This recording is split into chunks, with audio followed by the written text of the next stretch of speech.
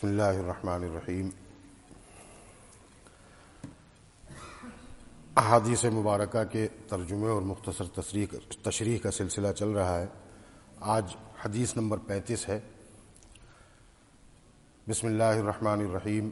وعن معاذ بن جبل قال قال لی رسول اللہ صلی اللہ علیہ وسلم مفاتیح الجنت شہادت ان لا الہ الا اللہ۔ روایت کیا اس کو امام احمد نے اپنی مسند میں۔ ترجمہ اس حدیث شریف کا یہ ہے، حضرت معاذ بن جبل رضی اللہ تعالی عنہ سے روایت ہے، کہتے ہیں کہ رسول اللہ صلی اللہ علیہ وسلم نے فرمایا کہ جنت کی کنجیاں اس بات کی گواہی ہے کہ اللہ کے سوا کوئی معبود نہیں۔ جنت کی کنجیاں، مفاتیح کا لفظ مفتاح کے معنی کنجی کے ہیں، اور کنجیاں فرمایا ہے، اس کا مطلب یہ ہے کہ لا الہ الا اللہ کے جتنے تقاضے ہیں ان تقاضوں پر عمل کرنا یہی اس کی کنجیاں ہیں۔ اسی لیے اس میں اشارہ اس بات کی طرف ہے کہ آپ نے مفتاح الجنہ نہیں فرمایا ہے، مفاتیح الجنہ فرمایا ہے۔ اس کے بعد شہادت کا لفظ اس کے اندر ہے۔ شہادت کا مطلب یہ ہوتا ہے دل سے کسی بات کا یقین کرنا اور زبان سے اس کا اقرار کرنا۔ یہ دونوں چیزوں کے مجموعے کا نام شہادت ہے، یعنی اس بات کی گواہی دینا۔ تو اب ہر چیز کو جو لا الہ، اس میں جو ہے لا الہ الا اللہ کا صرف ذکر ہے، تو کیا بغیر محمد الرسول اللہ کے کوئی جنت میں جا سکتا ہے؟ ناممکن ہے۔ تو معلوم یہ ہوا کہ یہاں اشارہ لا الہ الا اللہ سے اسی بات کی طرف ہے، اور مفاتیح کا لفظ جمع استعمال کرنا اس سے بھی اشارتاً معلوم ہوتا ہے کہ آپ صلی اللہ علیہ وسلم نے یہ فرمایا ہے کہ لا الہ الا اللہ کی گواہی زبان سے اور دل سے اس کا یقین، تو صرف اتنا کافی نہیں ہے بلکہ اس کے تمام تقاضوں پر عمل کرنا کافی ہے۔ آگے حضرت وہب ابن منبہ کے ذریعے سے ایک روایت کا بیان آئے گا۔ یہ بہت جلیل القدر تابعی ہیں، بہت سارے صحابہ کرام سے ملاقات ہے، ان کی شاگردی ہے۔ ان کی ایک حدیث آئے گی، اس میں بھی اسی قسم کا مضمون ہے، وہاں بھی چابی کا تذکرہ ہے، تو وہ اس کی تشریح کریں گے الگ انداز سے۔ وہاں جب آئے گا اپنے موقع پر تو وہاں بیان ہوگا انشاءاللہ۔ حدیث نمبر 36۔ وعن عثمان قال ان رجالا من اصحاب النبي صلى الله عليه وسلم حين توفي حزنوا عليه حتى كاد بعضهم يوسوس قال عثمان وكنت بعضهم فبين انا جالس مر علي عمر وسلم فلم اشعر به فاشتكى عمر الى ابي بكر ثم اقبل حتى سلم علي جميعا فقال ابو بكر ما حملك على ألا ترد على أخيك عمر سلامه قلت ما فعلت فقال عمر بلى والله لقد فعلت قال قلت والله ما شعرت أنك مررت ولا سلمت قال أبو بكر صدق عثمان قد شغلك عن ذلك أمر فقلت أجل قال ما هو قلت توفى الله تعالى نبيه صلى الله عليه وسلم قبل أن نسأله عن نجاة هذا الأمر قال ابو بکر قد سألته عن ذلك فقمت إليه وقلت له بأبي أنت وأمي أنت أحق بها قال ابو بکر قلت يا رسول الله ما نجاة هذا الأمر فقال رسول الله صلى الله عليه وسلم من قبل مني الكلمة التي عرضت على عمي فردها فهي له نجاة رواہ احمد۔ یہ ایک طویل حدیث شریف ہے، اس کا آخری ٹکڑا جو ہے وہ اس کتاب الایمان سے متعلق ہے۔ باقی اس کو روایت کیا حضرت عثمان ابن عفان رضی اللہ عنہ نے، حضرت عثمان غنی کے نام سے جو مشہور ہیں، اور مختلف کیفیات اور تعریفات ان کی گزشتہ اسباق میں گزر چکی ہیں۔ روایت کا ترجمہ اردو مفہوم کے اعتبار سے اس طرح ہے۔ حضرت عثمان غنی رضی اللہ تعالی عنہ سے روایت ہے کہ جب رسول اللہ صلی اللہ علیہ وسلم کی وفات کا سانحہ ہوا، پیش آ گیا، تو آپ صلی اللہ علیہ وسلم کے بعض اصحاب پر غم اور رنج کا اس قدر غلبہ ہوا کہ ان میں سے بعض لوگوں کے بارے میں یہ خطرہ لاحق ہو گیا کہ کہیں شک و شبہے اور وسوسے کا شکار نہ ہو جائیں۔ حضرت عثمان فرماتے ہیں کہ ان لوگوں میں سے ایک میں بھی تھا، چنانچہ میں ایک مرتبہ اسی کرب اور اضطراب کی حالت اور کیفیت میں بیٹھا ہوا تھا کہ حضرت عمر میرے پاس سے گزرے اور مجھے سلام کیا۔ یہ ان کو بعد میں معلوم ہوا، گزرے اور مجھے سلام کیا، اور مجھے اس رنج و حزن کی وجہ سے بالکل پتہ نہیں چلا کہ حضرت عمر کب میرے پاس سے گزرے ہیں اور کس وقت مجھے سلام کیا ہے۔ حضرت عمر نے میری توجہ نہ دینے کا اور سلام کا جواب نہ دینے کو بہت شدت سے محسوس کیا۔ اور اس کی شکایت حضرت ابو بکر سے کی کہ عثمان نے میرے سلام کا جواب نہیں دیا۔ پھر وہ دونوں حضرات میرے پاس تشریف لائے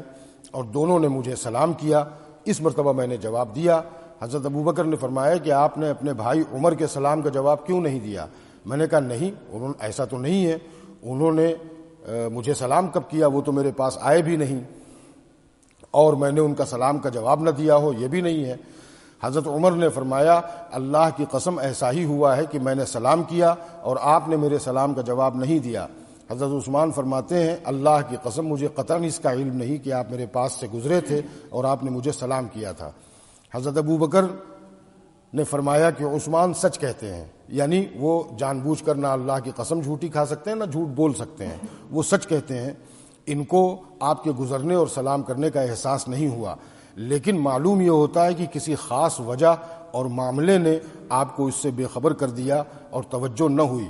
کہ نہ تو عمر کے آنے کا علم ہوا اور نہ آپ نے ان کے سلام کا جواب دیا۔ میں نے کہا ہاں بالکل ایسی ہی بات ہے۔ انہوں نے پوچھا وہ کیا ہے،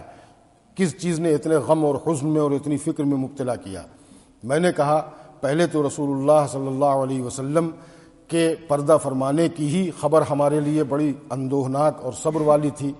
اور اب یہ کرب اور پریشانی لاحق ہے کہ آپ صلی اللہ علیہ وسلم اس دار فانی سے تشریف لے گئے، لیکن ہم لوگ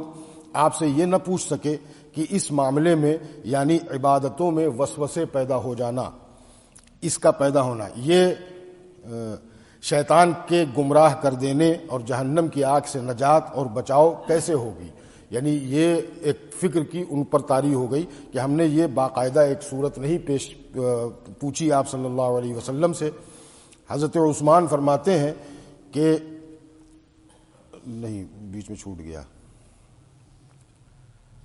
حضرت ابو بکر نے فرمایا کہ آپ غم نہ کریں، میں نے اس کے متعلق رسول اللہ صلی اللہ علیہ وسلم سے دریافت کر لیا ہے۔ حضرت عثمان کہتے ہیں کہ میں بے اختیار فوراً کھڑا ہوا اور میں نے کہا اے ابو بکر میرے ماں باپ آپ پر قربان ہوں،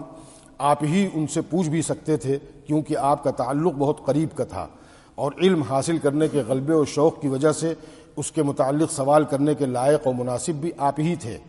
پھر حضرت ابو بکر نے فرمایا کہ میں نے عرض کیا تھا یا رسول اللہ اس معاملے میں نجات اور کامیابی کی کیا صورت ہوگی، یعنی دل میں وسوسہ پیدا ہو جانا، وساوس آتے ہیں، بہت سے لوگ آتے ہیں، بزرگان دین کے پاس بھی بہت سے لوگ آئے اس قسم کے کہ وسوسہ پیدا ہوتا ہے۔ تو آپ صلی اللہ علیہ وسلم نے فرمایا کہ جس آدمی نے صدق دل اور اخلاص کے ساتھ مجھ سے کلمہ توحید کو قبول کر لیا، جس کو میں نے اپنے چچا ابو طالب پر پیش کیا تھا اور انہوں نے اس کو قبول نہیں کیا بلکہ رد کر دیا تھا، وہ کلمہ اس آدمی کی نجات اور فلاح کا ضامن ہوگا۔ یہ حدیث شریف کا ترجمہ ہے، درمیان میں کچھ الفاظ جو ہیں وہ بطور تشریح کے ہیں جو حدیث کا حصہ نہیں ہیں۔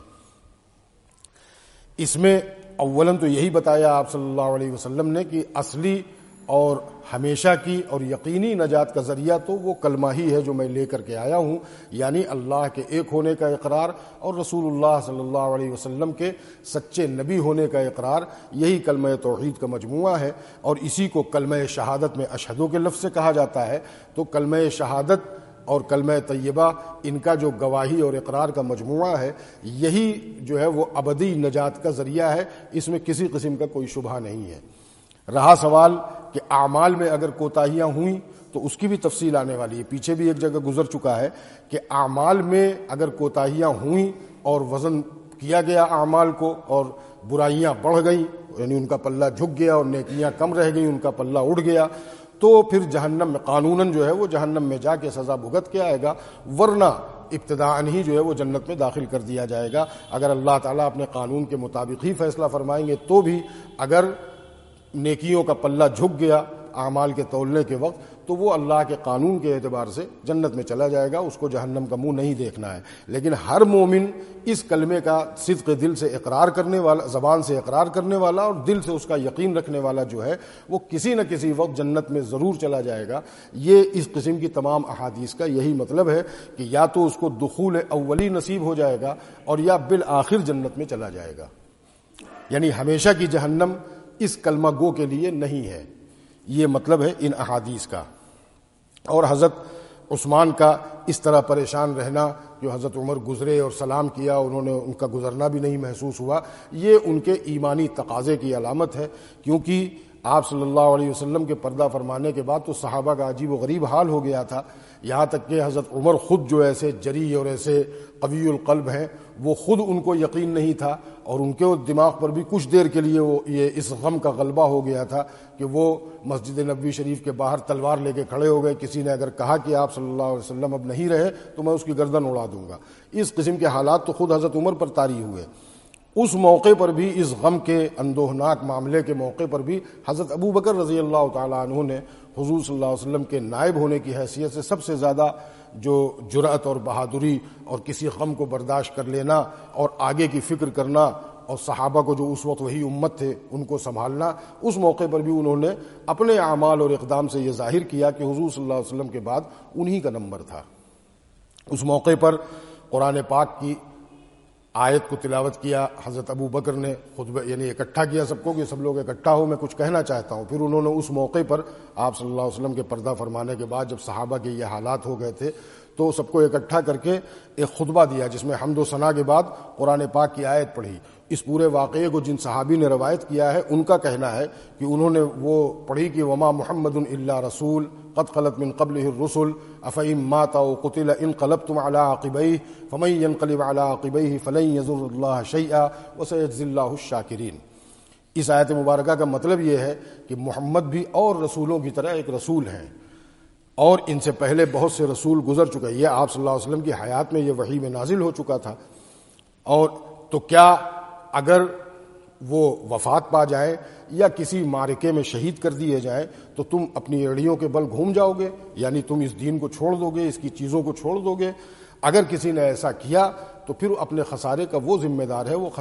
خسارے والے میں سے ہے۔ یہ آیت پہلے نازل ہو چکی تھی، آپ صلی اللہ علیہ وسلم نے کسی موقع پر اس کو تلاوت بھی کیا تھا، لیکن صحابی جو اس واقعے کو روایت کر رہے ہیں وہ کہہ رہے ہیں کہ ہمیں ایسا لگا کہ یہ آیت ابھی نازل ہوئی ہے، انہی حالات کے تحت نازل کی گئی ہے، جبکہ ایسا لگا کا مطلب یہ ہے کہ بالفرض، کیونکہ وحی کا سلسلہ ختم ہو چکا تھا۔ تو حضرت ابو بکر نے